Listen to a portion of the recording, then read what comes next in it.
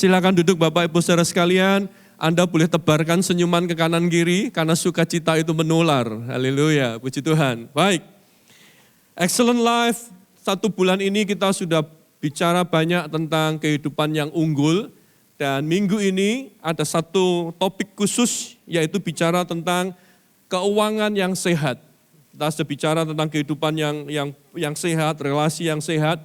Dan hari ini kita akan sama-sama melihat tentang kesehatan keuangan. Tentu saja kalau bicara tentang kesehatan, semua itu ada ukurannya. Pada waktu kita menyebut diri kita, tubuh kita itu sehat, maka tentu ada standar dan ukurannya. Betul ya? Bagaimana dengan ukuran tekanan jantung kita, bagaimana dengan ukuran kadar gula di dalam darah kita, itu menunjukkan kesehatan tubuh. Dan saya percaya dalam keuangan pun tentu ada ukurannya. Oleh sebab itu, pagi hari ini kalau kita mau melihat sama-sama ukuran Alkitab tentang kesehatan. Saya pastikan saya bukan seorang ahli keuangan, saya bukan financial planner, ya, Anda banyak yang mungkin bekerja dalam hal-hal seperti itu, tetapi hari ini saya betul-betul ingin melihat, mengangkat apa yang Alkitab katakan, bagaimana kita bisa mengukur keuangan kita itu sehat atau tidak. Jadi saya ingin mengangkat saja dari teks-teks yang ada. Tentu ada banyak dan kita akan batasi menjadi 4 kriteria saja, 4 ukuran saja. Ini yang saya akan bahas Bapak Ibu Saudara sekalian. Ukuran Alkitab tentang kesehatan keuangan dan semoga ini mudah dihafal, mudah diingat. Kita mengukurnya dengan CC liter. Ya, CC liter. 4 ukuran. liter. Supaya mudah mengingatnya. Baik, kita akan lihat yang pertama kali. Ukuran yang pertama, seorang itu bisa disebut keuangannya sehat kalau dia sadar bahwa setiap finansial, kondisi keuangan yang dia punya itu harus dia kelola untuk punya kualitas hidup yang ini. C, cakap. Okay. Menjadi cakap di dalam pekerjaan kita, menjadi cakap di dalam tanggung jawab kita, menjadi cakap di dalam panggilan kita. Kadang-kadang banyak orang mengeluh dengan kondisi kehidupannya, aku kok sepertinya kurang, aku kok terbatas, aku kok tidak punya ini dan itu. Mungkin kita perlu menilai masalahnya adalah karena kita tidak punya kecakapan sehingga kita tidak mendapatkan hasil balik. Ya, kecakapan penting. Alkitab katakan, kitab Amsal menuliskan demikian. Pernahkah engkau melihat orang yang cakap dalam pekerjaannya? Di hadapan raja-raja ia akan berdiri, bukan di hadapan orang-orang yang hina. Tegas sekali dikatakan orang yang akan bisa berhasil dalam hidup ini, orang yang sukses adalah ketika dia bisa mengelola sumber dayanya itu dan menjadikan itu sebagai sebuah kecakapan hidup. Ya, saya lihat beberapa, ini Pak Hermanto, saya lihat beberapa podcastnya Pak Hermanto, saya cukup tertarik karena menyebutkan, jangan orang itu kalau hidup jangan cuma cari hoki, kalau salah gitu Pak ya, harus kerja keras mengembangkan diri. Waktu saya belajar banyak itu Pak, luar biasa. Beberapa podcast itu jelas sekali itu. Kadang-kadang cuma orang cari, wah dia lebih beruntung, wah dia lebih hoki. Tapi tidak memberikan dirinya itu untuk mencakapkan dirinya. Ya, minta maaf kadang-kadang anak muda yang dicari cuma yang cakep-cakep saja. Tapi pastikan pasangan hidupmu adalah pasangan hidup yang juga cakep. Makanya laki-laki yang belum menikah, dijelas dikatakan ada seorang ibu yang berkata kepada anaknya, namanya Lemuel, dikasih tahu, nanti kalau kamu punya istri, dituliskan kriterianya di dalam Amsal 31. Dan itu semua bicara tentang kecakapan seorang perempuan. Jadi carilah, ya syukur-syukur dapat dua-duanya ya. Sudah cakep lagi. Nah puji Tuhan, seperti istri saya. Wah, kita harus memuji istri di depan umum, haleluya. Ya, cakep dan cakep kan gitu. Ya. Mau tepuk tangannya kok ragu-ragu seperti itu. Seperti yang Anda gak percaya. Ya, oh iya, senyum, istrinya selalu senyum. Makanya di dalam pelayanan anak muda, kami selalu ingat. Salah satu pembina anak muda kami, Kak Ben, adiknya Pak Paulus, Pak Benyamin Rajo, itu selalu katakan begini. Ya, anak muda diajar nih, kalau kamu bekerja, bekerjalah untuk menjadikan, ini kata kuncinya, menjadikan dirimu emas. Ya, ini kata kuncinya. Karena kalau kamu sudah menjadi emas, kamu tidak perlu lagi cari emas, orang lain yang akan cari kamu.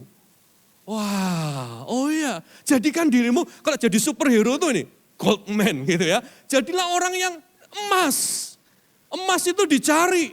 Gitu. Kalau engkau cakap, kalau engkau punya sesuatu di dalam hidupmu, yang pada waktu kamu ada di situ, orang itu terbangun, orang itu menjadi kehadiranmu membawa dampak dalam kehidupan. Maka engkau adalah seorang yang punya kualitas emas, dan itu pasti dicari. Jadi mari sekali lagi tadi saya berkata bahwa ini saya bukan mau sharing tentang metode-metode mengelola keuangan, tetapi lebih ke arah ke filosofinya. Termasuk nanti pada waktu kita membuat budget, mari pikirkan apakah budget-budget yang kita buat itu budget-budget yang membuat diri kita semakin cakap, semakin ahli dalam sesuatu. Itu yang perlu kita pikir. Ajarkan anak-anak kita untuk mereka pikirkan bagaimana mereka bisa menjadi pribadi yang cakap. Saya ingat sekali pada waktu menjelang remaja, anak kami sudah waktunya memiliki gadget, memiliki HP. Dan pada waktu itu memang dia agak terlambat dari anak-anak yang lain, kurang lebih umur 12 dia baru pegang HP. Karena ya dia sendiri juga tidak mau karena merasa tidak terlalu perlu.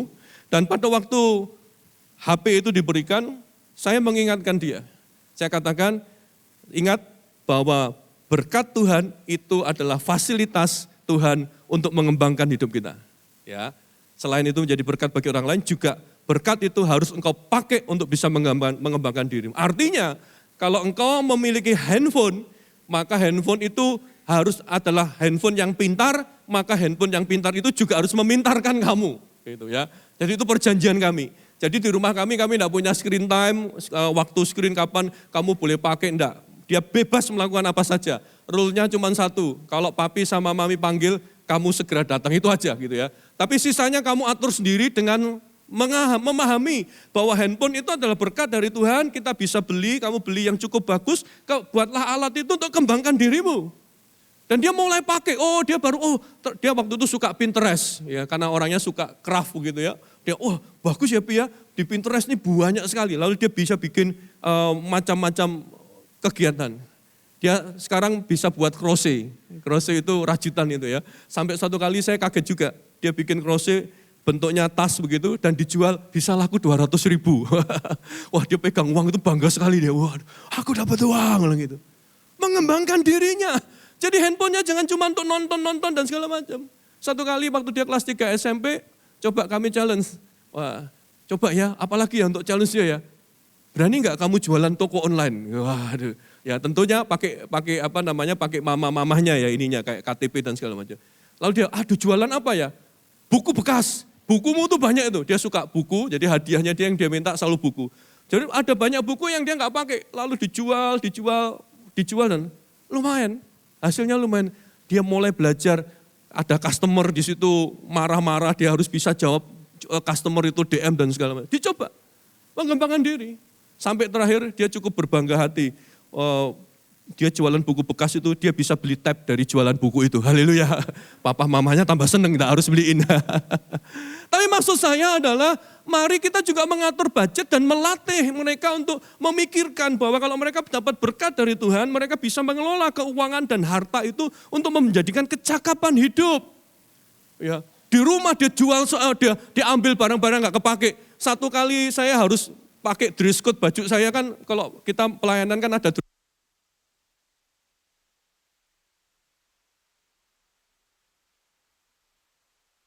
aku lihat papi jarang pakai baju itu karena bajunya tuh warnanya pink. Ya saya nggak suka pakai warna pink kan begitu ya. Tapi waktu itu pilihan warna pink ya aja aku punya. Saya cari ternyata ada di toko online-nya dia. Sudah dipajang di toko online-nya dia. Saya bilang belum laku toh, papi pinjam dulu ya. Saya ambil di stoknya, saya pakai dulu baru saya kembalikan. Ya melatih. Jadi minta maaf, saya setuju. Jangan cuma ngandalin keberuntungan. Enggak. Ya, orang yang Anda lihat beruntung itu pasti ada kerja kerasnya. Cuman kita lihat, wah dia beruntung. Enggak, semua itu kerja keras. Jadi kelola diri, ini ukuran Alkitab. Keuangan yang sehat adalah kita keuangan itu dilarikan kepada kecakapan hidup. Apakah kau seorang yang cakap? Alkitab katakan, orang yang cakap akan berdiri di hadapan raja-raja. Anak muda, ingat jadikan dirimu emas. Oke, ini ukuran yang pertama. Saya nggak mau panjang-panjang di sini. Ya, cukup yang kedua. C yang pertama tadi apa? Cakap, sama-sama cakap. C yang kedua, cukup. Ya, cukup. Menarik. Satu kali di dalam Alkitab kita ada bagian yang dituliskan di dalam Amsal yang pasal yang ke-30 ayat 8 sampai 9. Yang menulis ini namanya Agur bin Yake. Tidak ada yang tahu, hanya satu pasal ini sajalah Agur bin Yake itu dicatat. Dan ada menduga Agur bin Yake itu adalah Salomo, tetapi kalau melihat gaya tulisannya rasanya bukan.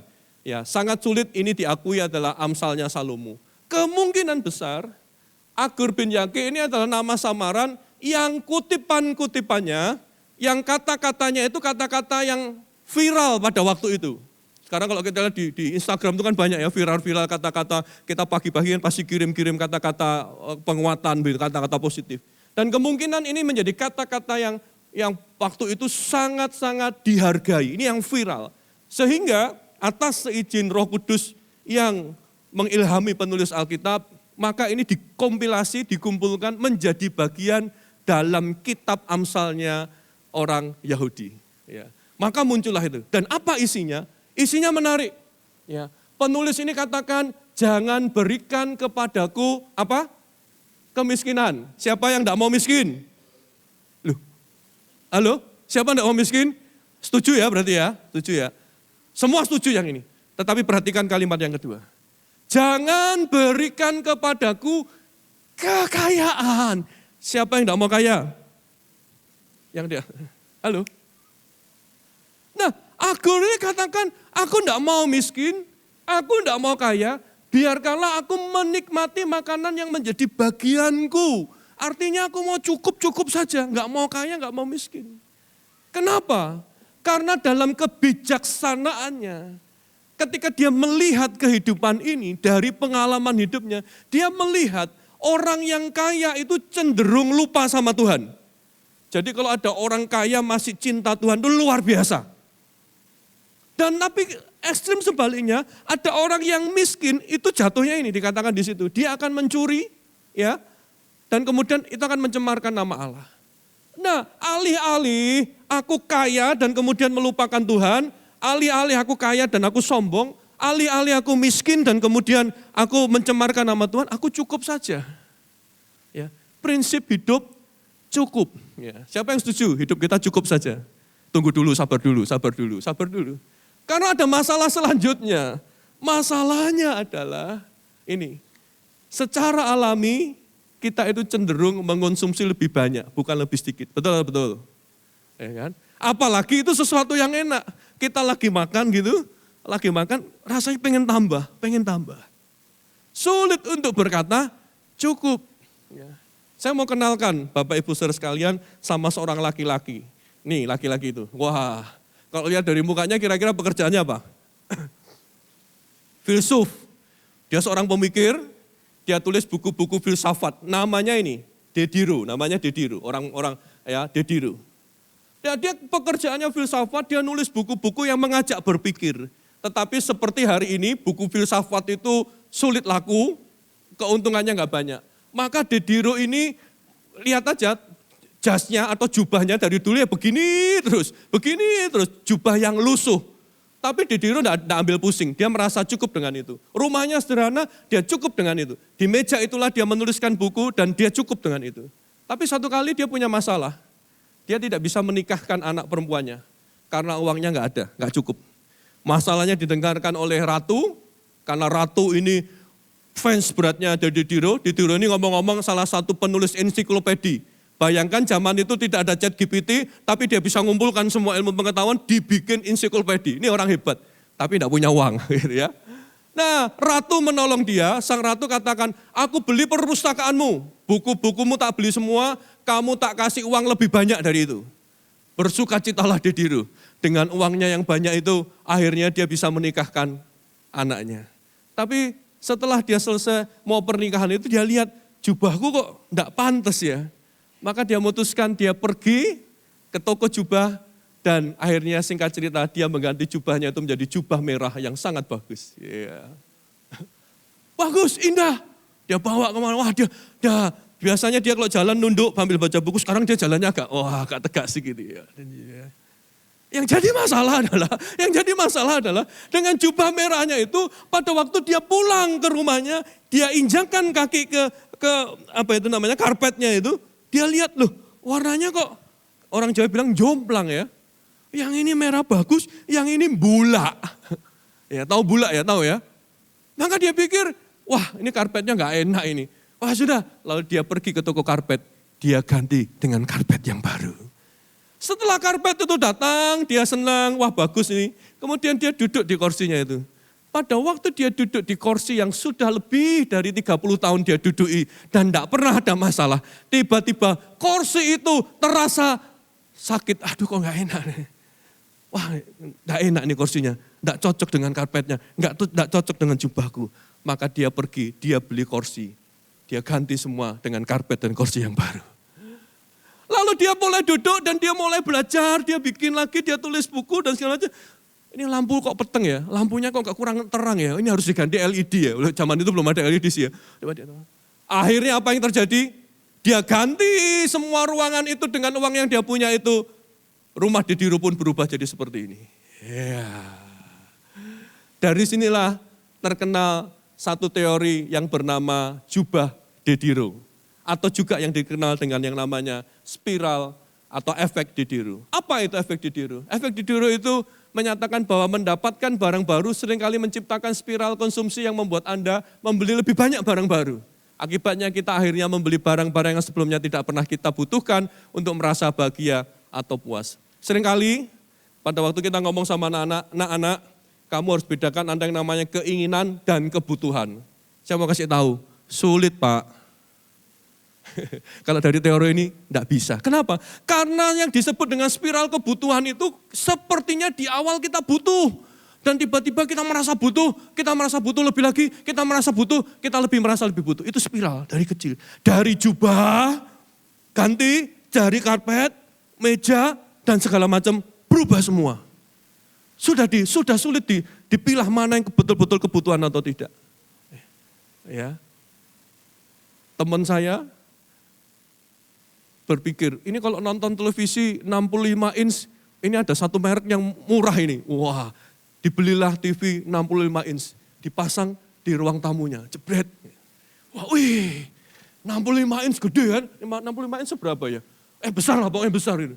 Wah, lalu itu bisa 4K, warnanya keren. Pada waktu nonton televisi 4K gitu namanya.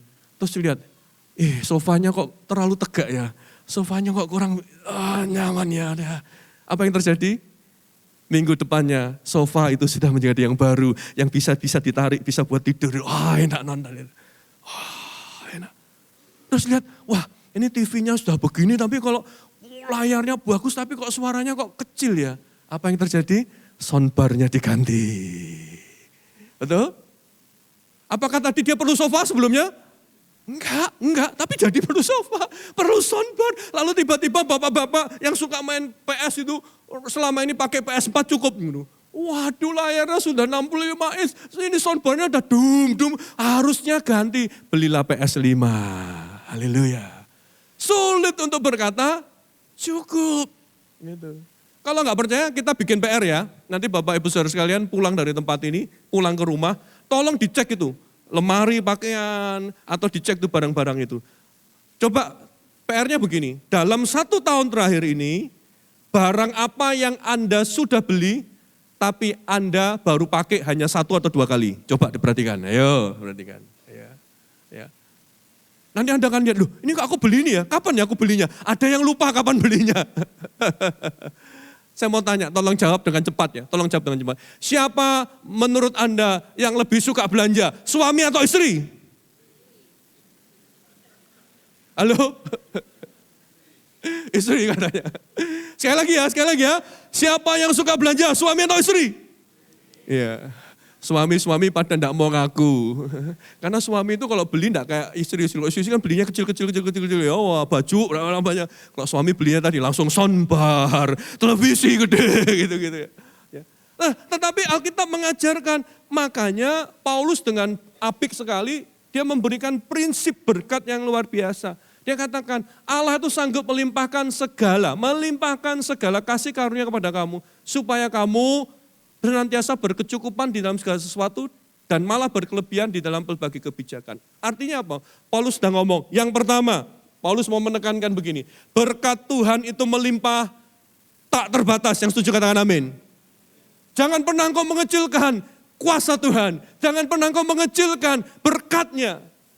Tuhan tak terbatas, dia pemilik langit dan bumi. Dia menciptakan bumi hanya dengan berkata, jadilah matahari, jadilah terang, jadilah tumbuh-tumbuhan. Dia sumber berkat yang melimpah. Terlalu kecil kadang-kadang apa yang kita butuhkan di mata Tuhan. Tetapi perhatikan, Paulus katakan di situ, supaya kamu berkecukupan, bukan berkelebihan. Kadang-kadang kita dibalik ya, kita mintanya yang minta lebih-lebih. Untuk aku kurang. Kita susah ngomong cukup. Tapi kalau ngasih orang lain, kita ngomong cukuplah, sudahlah, dia cukuplah. Paulus kebalik itu. Paulus untuk dirinya katakan cukup. Tapi untuk memberi, aku mau ngasih lebih lagi. Wow, luar biasa. Dia bisa katakan, aku cukup dengan apa yang kau punya ini, cukup. Tapi dia mikirin apa yang dari hidupnya itu bisa dia lebih kasihkan kepada orang lain. Artinya, Paulus sedang mengajarkan kepada jemaat Korintus ini, kita hanya bisa menampung berkat itu secukupnya. Berkat Tuhan itu memang tak terbatas, tapi kita tuh nampungnya cuma dengan 2 tangan ini aja, nggak bisa lebih dari itu. Berkat itu ada porsinya. Kalau kayak orang makan, kita tuh makan ya sudah ada kapasitasnya ya lambung kita itu. Seenak-enaknya steak. Kita makan, kalau kita makan lebih dari porsi kita, yang jadi adalah rasa pahit. Asam lambung naik, tenggorokan jadi pahit. Sudah tidak jadi enak lagi. Itulah yang Paulus ajarkan. Sadarilah berkat itu ada porsinya. Kita tidak bisa ambil semua, tidak bisa. Berkat itu ada porsinya. Oleh sebab itu, marilah kita belajar ini. Keuangan yang sehat adalah ketika kita bisa berkata, cukup. Termasuk pada waktu kita membuat budget. Seringkali kita bikin budget atau perencanaan itu membuat perencanaan supaya kita jadi lebih hebat, lebih mendapatkan banyak. Pernahkah kita memikirkan bagaimana kita mengatur budget dengan satu tujuan untuk kita bisa berkata cukup di dalam hidup ini? Karena berkat ada porsinya. Lebih dari itu rasanya pahit. Jangan heran ada orang yang punya banyak hal dalam hidupnya, tapi sepertinya hidupnya pahit. Tidak bisa menikmati hidup. Karena tidak sadar bahwa berkat itu ya porsinya cuma itu. Tidak bisa lebih dari itu. Itu prinsip. Jadi uang kita sehat, keuangan kita sehat. Yang pertama, cakap. Ya. Yang kedua, ukurannya cukup. Apakah kita bisa berkata cukup? Nah yang ketiga ini menarik. Yang ketiga adalah limpahkan ini. Limpahkan berkat kepada yang membutuhkan.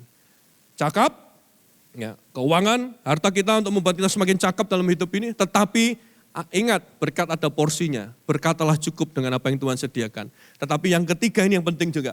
Limpahkan berkat Tuhan yang melimpah itu kepada yang membutuhkan. Tadi saya katakan berkat Tuhan itu melimpah, tidak bisa kita tampung. Lalu apa bagian kita? Bagian kita adalah mengalirkannya kepada orang lain. Supaya kita berkelebihan di dalam pelbagai kebajikan. Nah, ini ada satu prinsip yang menarik. Kemudian Paulus menuliskan di ayat 9, ayat 10 sampai 11, ini prinsip yang sederhana, tapi kalau kita paham ini, hidup kita akan bahagia. Saya percaya itu. Dikatakan, ia yang menyediakan benih bagi penabur dan roti untuk dimakan, ia juga akan menyediakan benih bagi kamu dan melipat gandakannya dan menumbuhkan buah-buah kebenaranmu. Kamu akan diperkaya dalam segala macam kemurahan hati yang membangkitkan rasa syukur kepada Allah oleh karena kami. Saya berdoa, jemaat MDC menjadi yang seperti Paulus katakan ini. Orang yang lihat jemaat MDC akan mengucap syukur kepada Tuhan.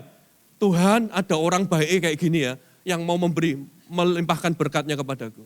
Ya, bukan kalau kita datang di antara komunitas orang-orang langsung ngomong, dia datang, kita menjauh. Orang itu, mencen orang itu ya. Tapi kalau orang ketemu kita, aku bersyukur boleh mengenal dia. Kenapa? Karena dia tahu prinsip. Orang itu tahu prinsip. Prinsipnya begini, berkat itu selalu datang dalam 2 bentuk. Tuhan memberkati engkau dengan saya datang dalam dua bentuk. Yang satu dalam bentuk benih untuk ditabur. Katakan sama-sama, benih untuk ditabur. Tapi yang kedua, berkat itu datang dalam bentuk roti untuk dimakan. Apa? Roti untuk dimakan, oke? Apa tadi yang pertama? Benih untuk dimakan. Yang kedua, roti untuk dimakan. Artinya apa? Pada waktu kita sudah bekerja dengan cakap, kita bisa mencukupkan diri, kita boleh menikmati berkat Tuhan. Ya. Bentuknya roti itu tadi untuk apa, Bapak Ibu Saudara kalian? Berkat yang disebut dengan roti untuk dimakan itu artinya berkat Tuhan itu untuk dinikmati. Kapan lagi khotbah sambil makan roti? Untuk dimakan. Tapi setahu saya ada banyak orang yang kalau diberkati Tuhan tuh rotinya disimpan. Simpen. Jangan disimpan. Itu yang orang bilang namanya apa? Pahit. Saya mau tanya, kalau rotinya disimpan, tadi apa? Busuk.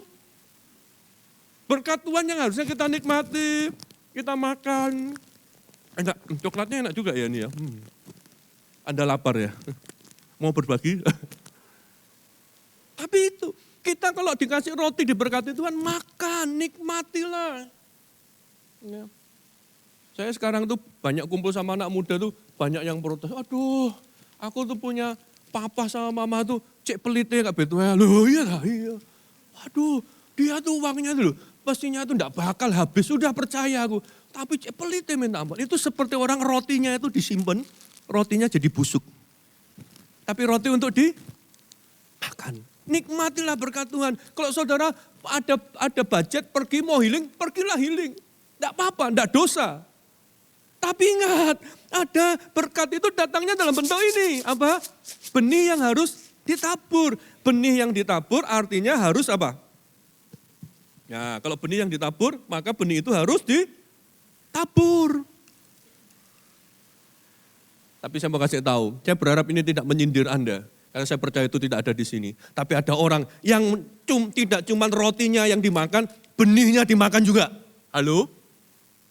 Halo? Halo? Halo? Pernah ketemu orang seperti itu? Ya? Dia sudah cukup dengan roti yang Tuhan berikan. Dia sudah makan. Tapi dia merasa gak cukup rotinya. Kurang. Dan akhirnya benih yang harusnya ditabur itu, benih itu dimakan juga. Saya mau tanya, apa yang terjadi dengan orang yang makan benih? Dulu waktu kecil, Pak saya sedang makan semangka itu, orang tua katakan, hati-hati, mbok saya di rumah itu, hati-hati nyo, itu nanti kalau bawa makan bijinya bawa masuk itu nanti tukul di kepala bilang gitu. Hati-hati ya, karena benih itu bisa bertumbuh. Saya enggak pernah kemasukan biji, makanya enggak tumbuh di kepala saya. Ya. Tapi itulah kehidupan. Tuhan itu sudah adil. Tuhan berkati, berkatnya melimpah. Engkau bisa nikmati roti itu, makanlah roti itu, nikmati. Tuhan tidak akan biarkan engkau kelaparan. Berkatnya pasti ada dalam hidupmu. Nikmati, tapi Tuhan juga berkat yang kedua datangnya dalam benih yang ditabur. Kalau itu ditabur, taburlah, jangan engkau makan. Makanya kenapa ada banyak masalah dalam hidup kita, kita sakit.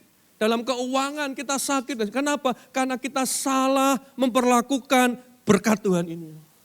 Rotinya sudah kita makan dan kita tidak cukup, kita tidak puas, kita makan benih yang harusnya kita tabur.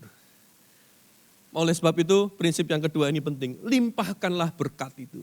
Artinya dalam hidup ini Paulus sedang mengajari kita ini dilimpahi untuk melimpahkan, meneruskan, membagikan berkat tak terbatas itu kepada orang lain. Kalau saudara, mungkin Anda seorang pekerja, seorang profesional, tiba-tiba gaji Anda naik. Kadang-kadang kita perlu memikirkan, Tuhan gajiku dinaikkan, aku cukup sebenarnya dengan hidupku ini. Atau jangan-jangan itu sisanya itu adalah, kelebihannya itu adalah benih untuk ditabur. Siapa Tuhan yang aku perlu berkati? Itu cara berpikir yang Paulus sedang ajarkan. Mengerti berkat itu datangnya sebagai roti yang bisa dinikmati, dimakan. Tapi itu cukup. Dan harus ada benih yang ditabur. Saya berharap ini menolong Anda. Roti untuk sepertinya harus ditambah lagi. Roti untuk Nah, yang pelit, kalau tadi yang suka belanja katanya istri atau suami. Kalau yang pelit biasanya suami atau istri? Oh, enggak ada yang ngomong. Tapi ada yang benih untuk ditabur. Taburlah itu. Makanya inilah ukuran yang ketiga yang perlu kita ingat. Ya, saya cepat saja yang terakhir. Kalau tadi kita bisa mengelola keuangan kita untuk menjadi seorang yang cakap. Tuhan berkati melalui pekerjaan kita. Tapi kita juga bisa belajar cukup. Roti yang Tuhan sediakan, makan saja, cukup Tuhan. Tapi kita juga bisa melimpahkan berkat Tuhan itu sebagai benih yang ditabur dalam kehidupan orang sekitar kita. Tapi Alkitab juga mengajarkan hal yang penting. Keuangan yang sehat adalah keuangan yang diarahkan untuk terlibat di dalam misi Tuhan. 2000 tahun yang lalu, gereja lahir di masa Pentakosta. Gereja lahir bukan asal mendirikan gedung, organisasi, bukan. Tapi Tuhan punya misi. Misi yang pertama adalah koinonia, persekutuan. Orang-orang percaya, orang-orang yang diselamatkan ini bersekutu, saling menguatkan, saling membangun. Menjadi orang-orang mencintai Tuhan Yesus, bertumbuh di dalam karakter Yesus. Itu koinonia, itu bersekutu. Tapi gereja juga ada untuk melakukan diakonia, pelayanan kasih. Gereja harus hadir di tengah-tengah orang yang membutuhkan. Kalau boleh, saya mengucapkan apresiasi kepada Bapak Ibu Saudara sekalian di tempat ini. Anda adalah seorang orang yang generous. Jemaat MDC jemaat yang generous. Saya ingat pada waktu masa-masa COVID, pada waktu itu begitu kesulitan, orang berat. Pada waktu itu Pak Andreas minta saya untuk menjadi salah satu koordinator dari MDC Care untuk memperhatikan mereka-mereka yang terdampak COVID. Anda luar biasa. Semua berebut, apa ya? Aku bisa masak, aku bisa kasih makanan, aku punya ini semua. Anda luar biasa, kasih tepuk tangan dulu buat Anda semua. Terlibat di dalam pelayanan diakonia. Tidak boleh ada orang yang kekurangan di gereja. Ya, semua harus terlibat menolong. Tetapi gereja juga ada untuk marturia, untuk pekabaran Injil, ya, memberitakan Injil. Ya. Nah, oleh sebab itu ketika gereja lahir dengan misi ini dan kita menyadari bahwa gereja itu adalah kita, maka kita perlu terlibat, khususnya di dalam persembahan. Oleh sebab itu, bila hari ini secara singkat kita belajar bersama-sama. Persembahan yang kita berikan tiap minggu, semua itu tujuannya harus kepada misi Tuhan. Untuk koinonia, untuk diakonia, dan untuk marturia. Jelas sekali, jelas sekali. Itu bukan hanya persembahan karena aku datang ke kewajiban, tidak. Semua itu dikelola dengan baik dalam gereja supaya misi Tuhan itu terjadi. Dan yang Alkitab katakan adalah ketika kita mau terlibat di dalam pekerjaan misi Tuhan, maka sebenarnya itulah cara kita untuk juga meyakini bahwa semua berkat itu datangnya dari Tuhan. Amin. Inilah ukuran kesehatan finansial yang diajarkan oleh firman Tuhan. Yang pertama tadi apa? Masih ingat? Cakap. Yang kedua, cukup. Yang ketiga, limpahkan kepada orang yang membutuhkan. Yang keempat, terlibat dalam misi Tuhan. Apakah ini mudah dipahami?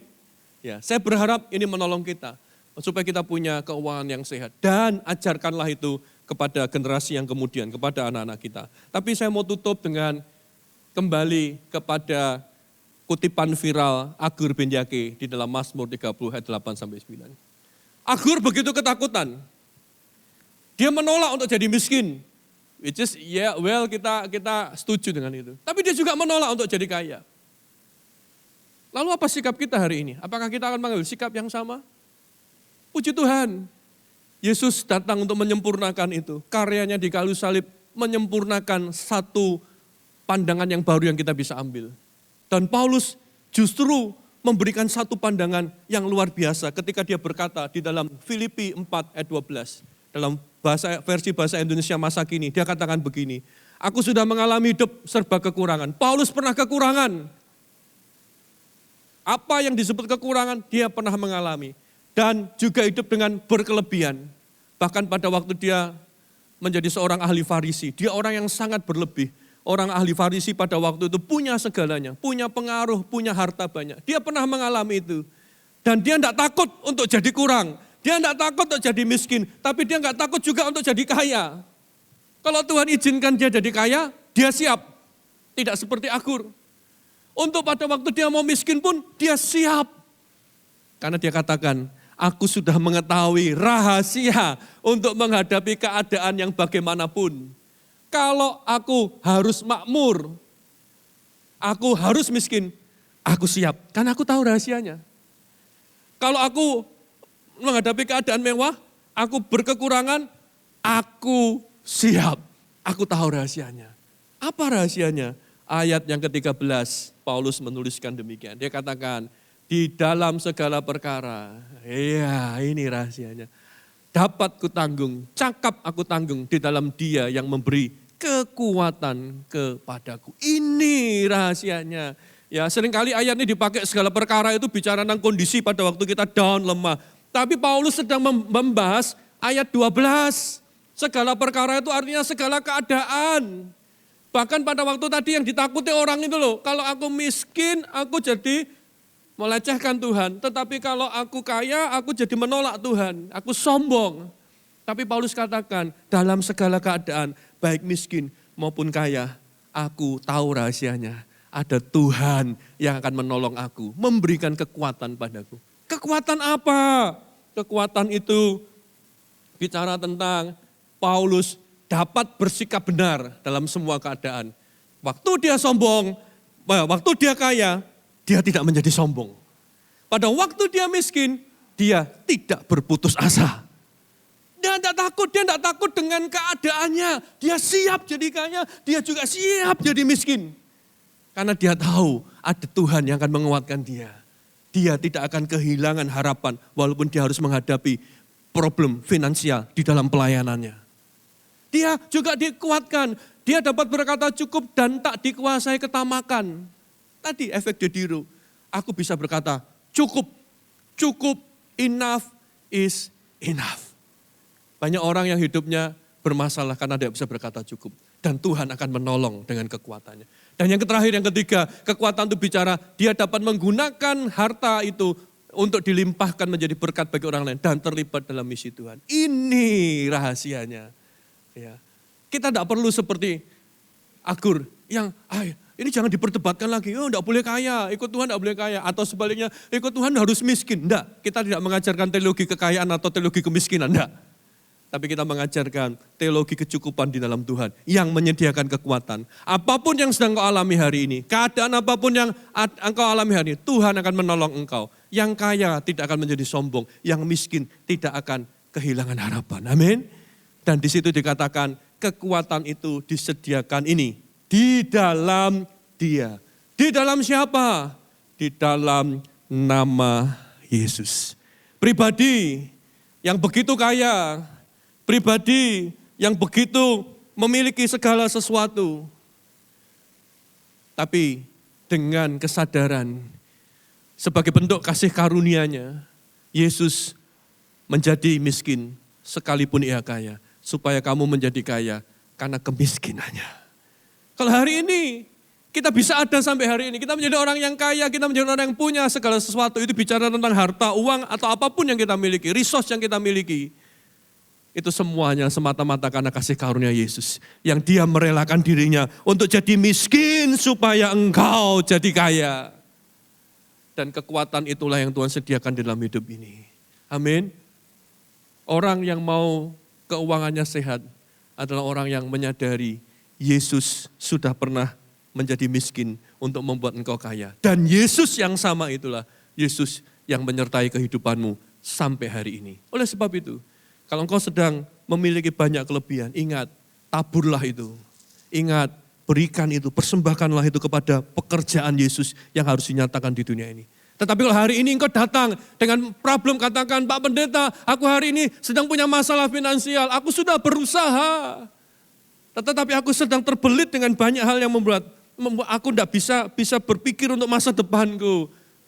Ingat, Dia miskin supaya engkau jadi kaya. Yesus yang sama akan menemani kehidupanmu. Yesus yang sama yang akan memberikan kekuatan di dalam hidupmu. Dia akan membuka jalan-jalan bagi hidupmu. Sehingga akan melihat Dia bertanggung jawab di dalam kehidupan. Amin. Hari ini engkau sedang hadapi masalah pergumulan bisnis dan finansial, apapun juga. Datang kepada Tuhan. Dia berjanji menyediakan kekuatan dalam kehidupanmu. Amin. Saya akan tutup dengan cara yang berbeda. Saya akan berdoa bagi Anda pada pagi hari ini. Berdoa cepat saja supaya Anda menangkap prinsip tentang keuangan ini dan melihat bahwa pusat dari keuangan yang sehat adalah Tuhan Yesus itu sendiri yang harus engkau tinggikan di dalam kehidupanmu. Gunakan semua yang kau punya itu untuk melayani Dia.